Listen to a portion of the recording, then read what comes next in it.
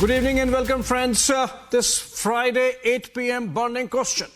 British newspaper The Guardian came out with a report yesterday, written by their South Asia Bureau Chief Hannah Ellis Peterson, copiously quoting Pakistani sources and suggesting that India carried out reprisal killings of terrorist Khalistanis, among others, inside Pakistan.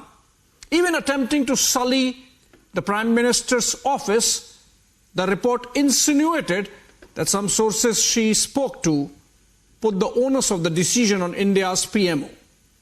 Is this an attempt to embarrass India? Are there linkages with the Niger-Pannu standoff that India is having with Canada and the United States respectively? Is this propaganda to color perceptions about India and specifically about the Modi government? More importantly, it's actually a piece of bad journalism. We'll discuss that, but first, let's have a look at the headlines.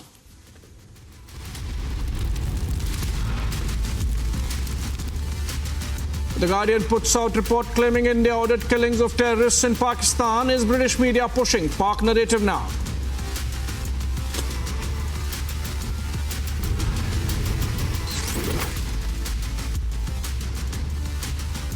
Big controversy as Congress releases manifesto, promises caste census, rakes up Pegasus and Rafale. BJP hits out.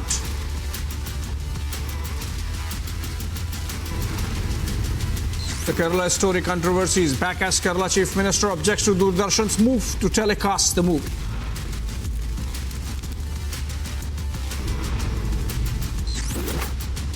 Big development in Liquorgate investigation as CBI gets permission to question K. Kavita. Sources say Kejriwal next.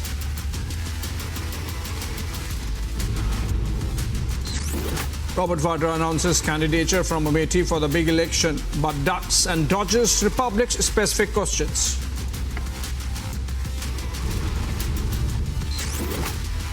Massive win for forces in Uri as army foils infiltration bid. One terrorist neutralized. Search and cordon operation underway.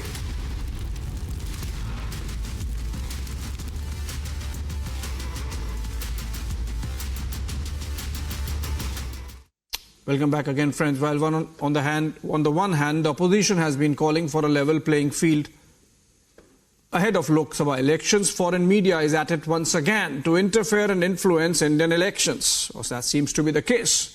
This time is the British media outfit, The Guardian, that has released a report alleging that India's research and analysis wing is involved in the unknown killings of terrorists in Pakistan through the use of a sleeper cell network.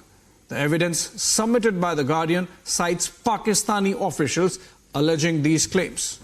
While the Ministry of External Affairs has vociferously denied these allegations, calling them malicious propaganda, the timing of the report is questionable, which aims to echo the views of a lobby that aims to blame India for everything that happens in Pakistan. Here's a report on the developments, then I come back to debate. After US, it seems like the UK is getting together to get back at India. This as The Guardian released a report alleging that India's research and analysis wing is involved in unknown killing of terrorists in Pakistan via a sleeper cell network. Ironically, the report cites Pakistani officials alleging these claims. India has hit back at these stunning claims.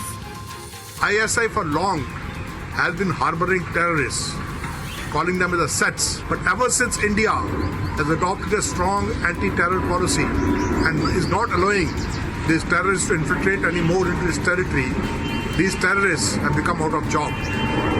Fearing that they may create problems in its own backyard, Pakistan ISI has started eliminating them. It blames India for that. And the worst part is that the Western media is also peddling the same narrative. Why is the foreign media singing to Pakistan's tunes? That is the burning question.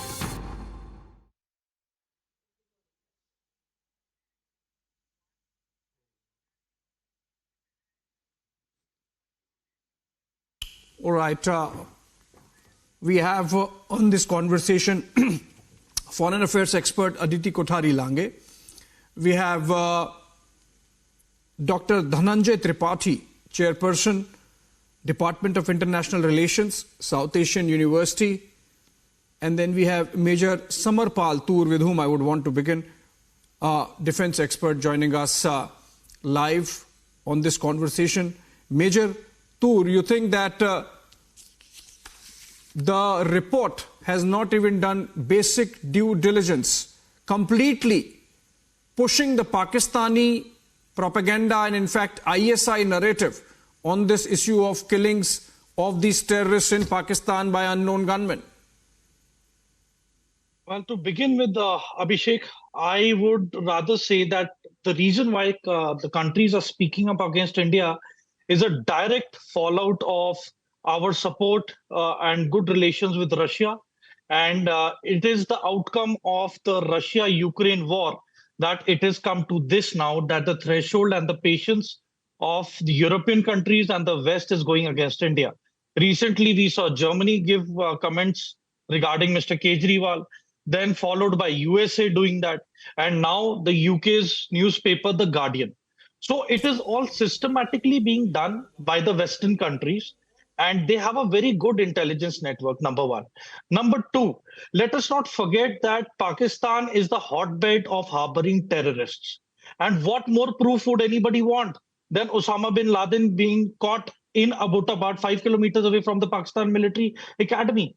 So I think that this narrative of unknown gunmen and putting it on India as the blame is not fair, because as it is, Pakistan has very bad relations with Iran, because a month back, Iran killed around 9 soldiers, Pakistani soldiers, at the Pakistan-Iran border. Secondly, then the Baluchistan Liberation Army is against the atrocities of the Pakistan army and the human rights violations they're doing to the Baloch people. Then thirdly, the situation, the administrative situation in POK is so dire that people are not able to afford food and basic amenities like electricity and transportation. The oil prices are so high, the inflation is so much. Yeah. So there is again pressure being built from there. And then last and not least, their relation with Afghanistan is on a downturn. So Pakistan, as it is now surrounded by all the hostiles from all directions. And as a result, this is the only alternative that it has to blame India for its misdeeds or misadventures or incompetency, rather. Absolutely. Adit Kothari, what's your sense? You think that there is more than meets the eye? The report has been written with some purpose from your vantage. Can you see the machinations of some powers behind this in trying to color perception about India with pushing in this kind of report, which has not done even basics of journalism in terms of cross-checking facts, in terms of quoting somebody with name, in terms of even asking once with the Pakistani sources what were these terrorists doing on the Pakistani territory? Thanks for having me, Abhishek.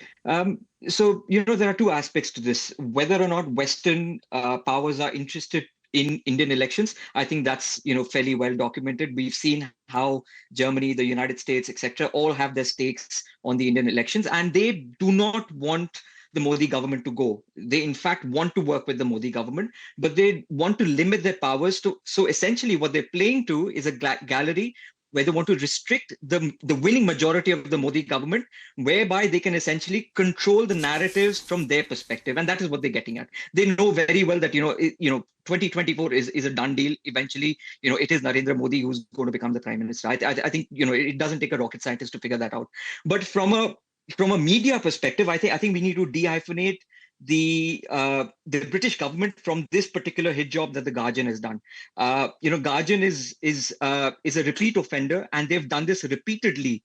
2017, I think you'll remember, Mir Bose wrote a scathing article on India and its secularism and its principles of what the forefounders or the founding fathers essentially saw India to be a beacon of democracy and secularism, without actually putting out any data. And now when you look at the data 10 years on, you will find that the NDA government has done much better as opposed to the UPA government in all the parameters when it comes to secularism, or even doing more for the Muslims of India, the so-called minorities. But even after that, 2022, Guardian goes into the Leicester riots. They platform the likes of Majid Freeman, Mohammed Hijab, they're known Islamists in the UK, and they essentially platformed their narrative as opposed to what was truth. That got called out by the Henry Jackson Society report and a number of other reports also that came out thereafter. But Hannah Ellis Peterson has been, she's stationed in Delhi, and she's repeatedly done this again and again.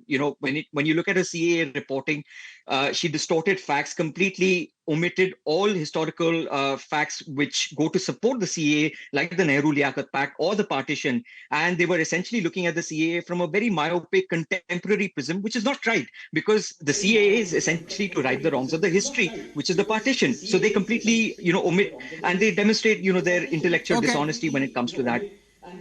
So there is a lot of intellectual dishonesty which needs to be come. But, the fact remains that their reporting has been very poor standards. And, it's surprising that, how they can go on doing this and not be benched, flouting the editorial standards that they have done. Abhishek. Right. Adit, you are right perhaps that this could be just Guardian, or more specifically, this could be just Hannah Ellis Peterson. Because remember, this is the same newspaper which, when Narendra Modi came to power in 2014, wrote that editorial in which they said that the British have finally left India. So perhaps this is the grudge coming back, right? Abhishek, I would just request a little time here. See, the Indian consulates have constantly been vulnerable and under attack. It began with the Indian consulate in London, where the flag was taken off. What's happening? Why did they allow it to come down to that level? Any consulate, anybody reaching within the premises is like, it's game over. Where's the security? Same happened in San Francisco. Yeah, Major So we cannot rule out the Khalistan angle and the Khalistan funding angle, because Khalistanis claim they also funded Arvind Kejriwal. So there, if you connect the dots, it's all matching up that there is a deep nexus of funding by the Khalistanis as well for these articles to come up at this time. Okay. Professor Tripathi, you have two views. Adit says that this is just Guardian and the reporter, don't link it with the UK. And then you have Major Toor, who says that there seems to be a connection, a deep state connection.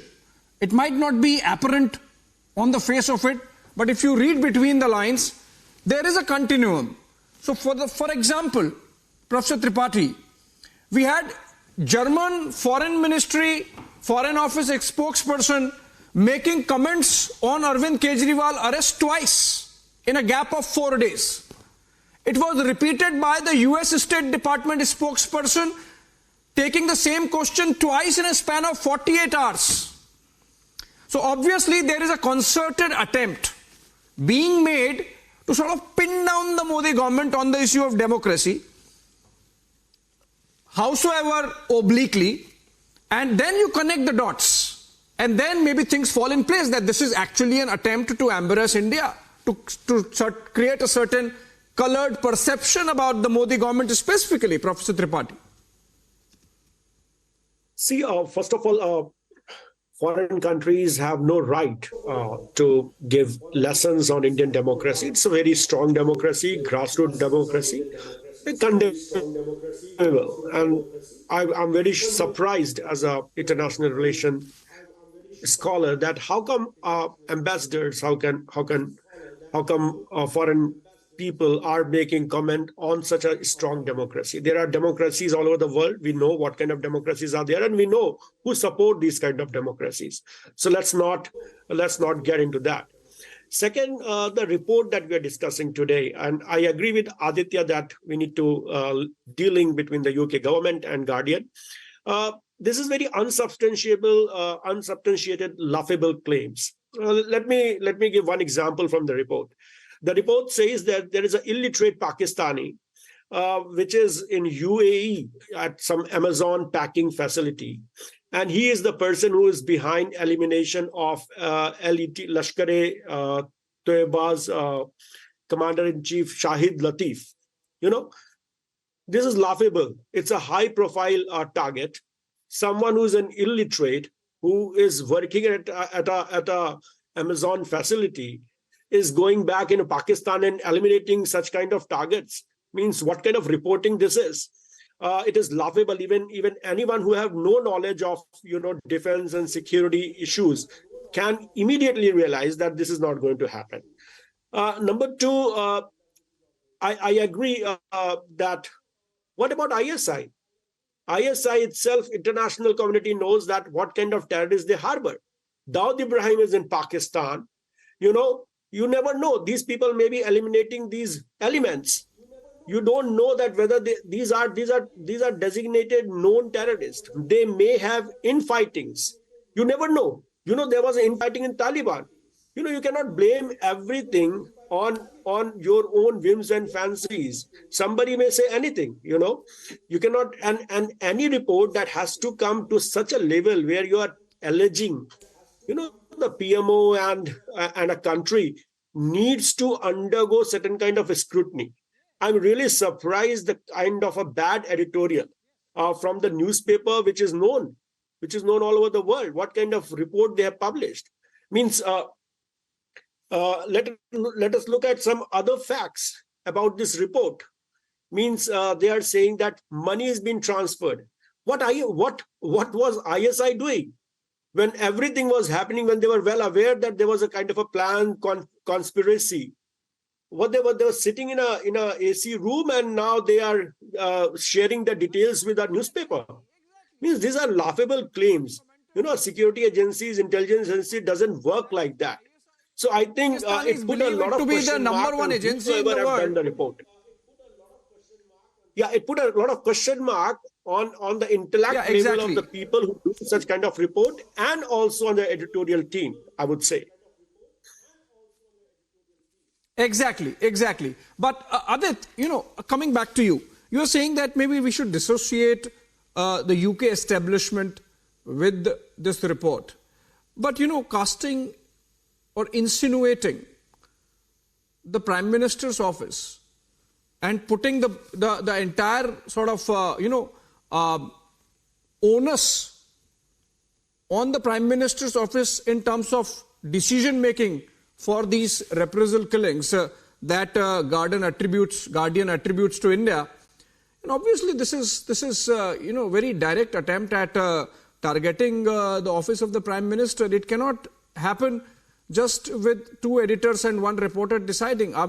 It must have been sort of in some ways facilitated or suggested, and then this is happening because it serves the purpose. As I said, if you connect the dots, it serves a certain purpose of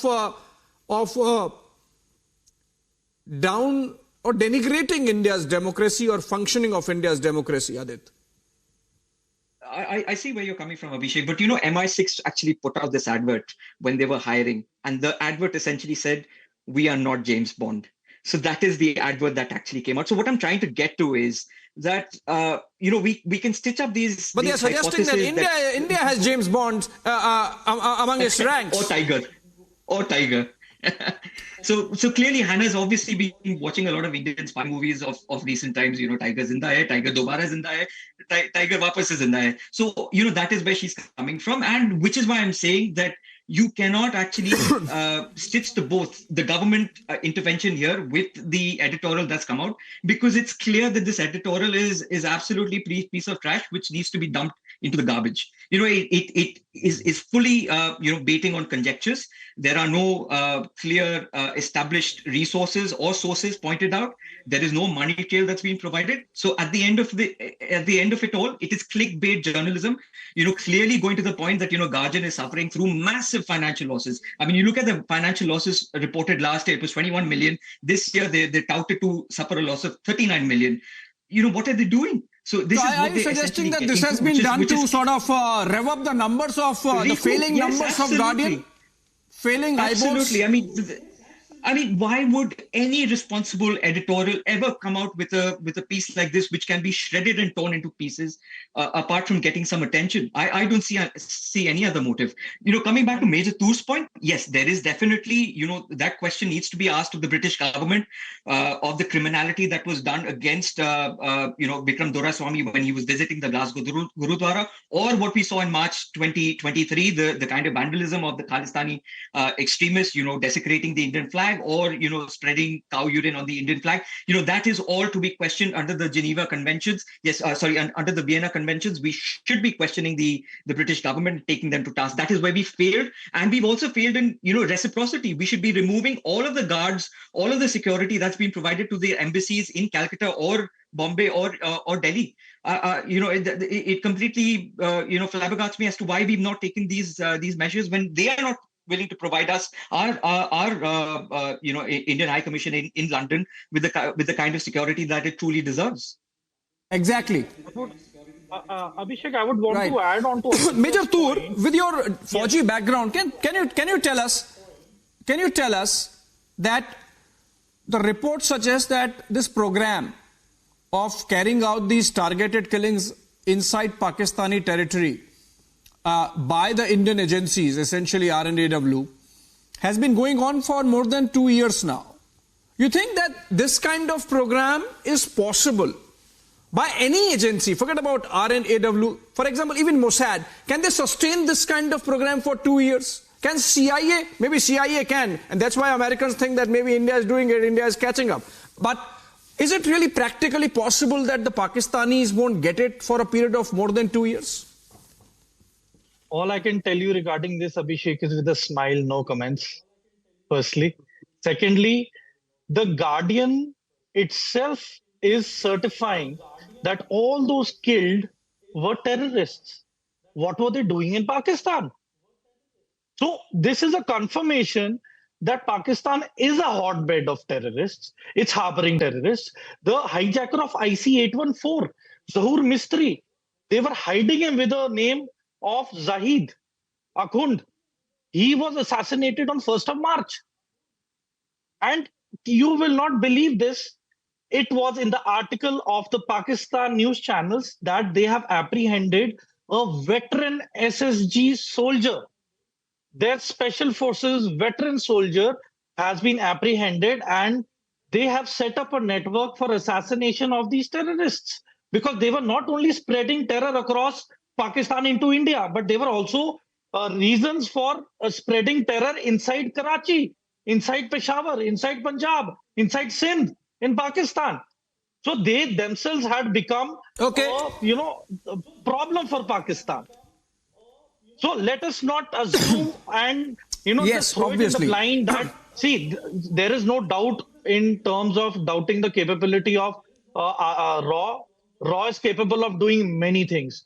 But at the moment, we have enough at our hands and on our plate within our own nation. And what is happening, against the Chinese. Okay, absolutely. So we are Professor Tripathi. So, yes. Professor Tripathi, let me put it differently and then try to understand whether you agree with this or not. Professor Tripathi, the question is, when Prime Minister says कि घर में घुसकर मारेंगे, right? When India carries out the Uri surgical strike or the Balakot air strike, it's a proper policy decision that we are going to inflict costs on terror. And when Prime Minister says घर में घुस के मारेंगे, Uri and Balakot are the examples. Not these killings which could be the handiwork of gangs, which could be the handiwork of rival terror organizations, which could be the handiwork, for all we know, of the Tehreek-e-Taliban, Pakistan, which could be the handiwork of ISI itself. Because remember, ultimately these are snakes in your own backyard. You want to get rid of them at some stage, right, Professor Tripathi? Yeah, you are right. And this is the point that I wanted to make, Abhishek, in fact, that India had, it is not that India has not done strikes on terrorist, places where they were giving proper training to terrorists. India had done it. India had shared all the details with the international community through a press conference, exact details, right, like at what time the Right. strike took place, how many people got killed, who were there. All these are in public domain. In fact, interestingly, at that point of a time, there were some people sitting in the Western countries. They have questioned that whether that strike was real or not. That kind of apprehension and suspicion is being raised at that point of a time. So, and this is exactly what India is capable of. If we have to eliminate, it can be done. There is nothing like that's a political, that's an internal political debate, and for which I believe the opposition has paid some price. They might continue to pay some more price politically and electorally if they continue to raise it. Unfortunately, we have seen that coming out again in Congress Party's manifesto today. But the hatchet job that the Guardian and its reporter Hannah Ellis Peterson has done on behalf of whosoever, let's not name names because we know who these are. The fact is that India does not have those kind of targeted killings as a state policy. We do believe in inflicting costs on terror, that we have amply proved with Uri and Balakot, and I believe in future also that will continue to happen. On that note, thank you so much, Major Tur, Adit Kothari Lange and Professor Tripathi for joining us.